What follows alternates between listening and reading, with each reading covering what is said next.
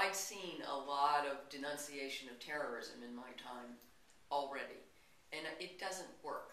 There's a way in which saying how bad these people are, how evil, how heartless, how inhuman, you use up all those adjectives, and what do you get? Nothing. In fact, terrorists feed off this stuff. It's, they, you know, I think there's a line in here somewhere, you know, they eat opprobrium for breakfast. It's still attention, and it's still passionate attention, and that's what they want. They just want to be in the center. So it backfires. I figured the one thing that terrorists can't take is to be laughed at.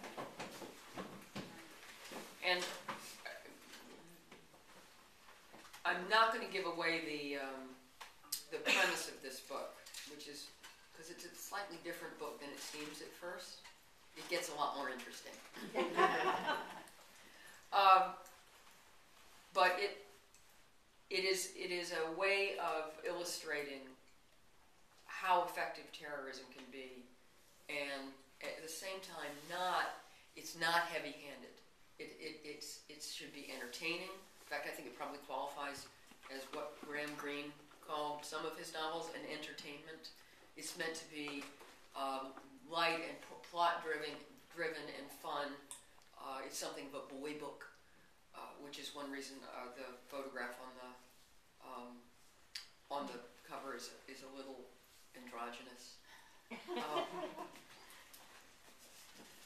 And yet it is not making light of terrorism or 9/11 or any of that. And I think that those of you who have read my books realize that anyone who took one of my novels that way was making a terrible mistake. Like most books that I've written, this is about more than one thing. You know, Kevin is about school shootings, but it's also about maternal ambivalence. You know, Double Fault is about tennis in a way, but it's mostly about competition, career competition in the two-career marriage. There's always some kind of external thing that I'm dealing with, and then I'm also dealing with the internal. And in this novel, I'm especially interested in the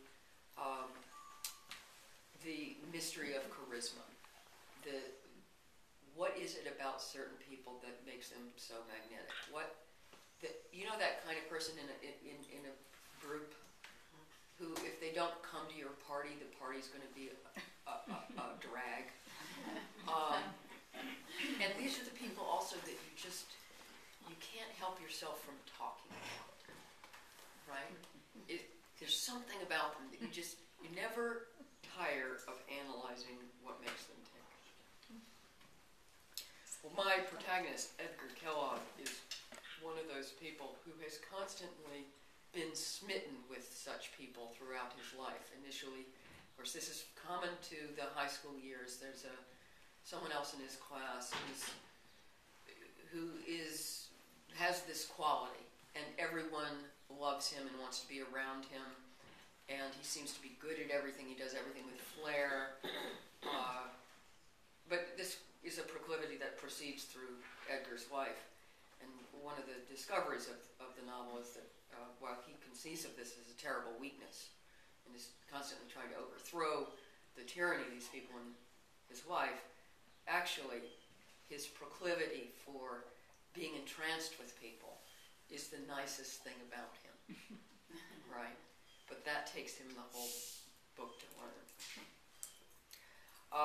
I thought I would read you a little section.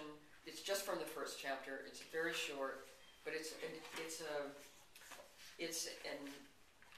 a description of what kind of people I'm talking about. Edgar's friend in high school was named Toby Falconer.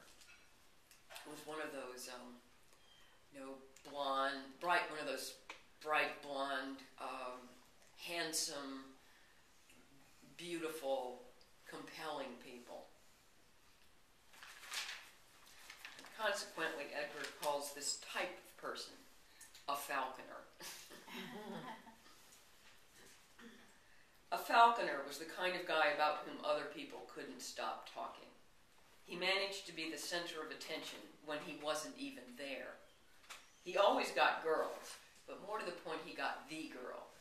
Whichever dish you yourself envisioned with the bathroom door closed, she'd be smitten with our hero instead. Some cachet would rub off, of course, but if you hung with a falconer, you'd spend most of your dates fielding questions about his troubled childhood. A falconer's liberty was almost perfectly unfettered, because he was never punished for his sins. Anyway, a falconer's sins wouldn't seem depraved, but merely naughty, waggish, or rather enchanting, really. Part of the package without which a falconer wouldn't be the endearing rogue whom we know and love and infinitely forgive. Besides, who would risk his displeasure by bringing him to book? He did everything with flair, not only because he was socially adroit, but because the definition of flair in his circle was however the falconer did whatever the falconer did. To what extent a falconer's magnetism could be ascribed to physical beauty was impossible to determine. Good looks couldn't have hurt. Still, if a falconer had any deviant feature, a lumpy nose, or a single continuous eyebrow, that feature would simply serve to reconfigure the beautiful as archetype. A falconer set the standard, so by his very nature could not appear unattractive, make a plainly stupid remark, or do anything awkward at which others would laugh, save in an ardent, collusive, or sycophantic spirit.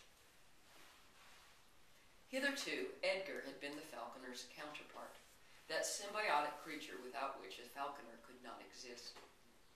The much admired required the admirer, and to his own dismay, Edgar had more than once applied for the position.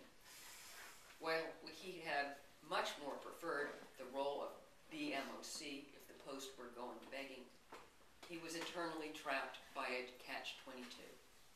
In yearning to be admired himself, he was bound to admire other people who were admirable, which made him necessarily a fan. To date, the only weapon that had overthrown a falconer's tyranny was cruel, disciplined disillusionment. Sometimes a falconer turned out to be a fraud. Lo and behold, he could be clumsy if you kept watch. At length it proved thoroughly possible, if you forced yourself, to laugh at his foibles in a fashion that was less than flattering. Wising up was painful at first, but a relief. And when all was said and done, Edgar would be lonely but free. Yet taking the anointed down a peg or two was a puzzling, even depressing exercise, in consequence of which he reserved his most scathing denunciations for the very people with whom he had once been most powerfully entranced. Edgar's public manner, gruff, tough, wary, and deadpan, was wildly discrepant with this secret weakness for becoming captivated by passing falconers, and he worried privately that the whole purpose of his crusty exterior was to contain an inside full of goo. He couldn't bear to conceive of himself as a sidekick. Having ever been slavishly enthralled to an idol of any sort shamed him almost as much as having once been fat. Hence, of Edgar's several ambitions at 37, the most dominant was never to succumb to the enchantment of a falconer again. It was in the grip of precisely this resolution that Edgar Kellogg had marched out of his law firm 6 months ago, determined to cast off the dreary burgery of the overpaid schmo. At last, he would grow into the grander mantle of standard-bearer, trend-setter, and cultural icon. It was in the grip of this same resolution that Edgar set off for his 4 p.m. job interview with the newspaper, The National Record. He'd had it with being the fan. He wanted to be the man. That's just a little sample.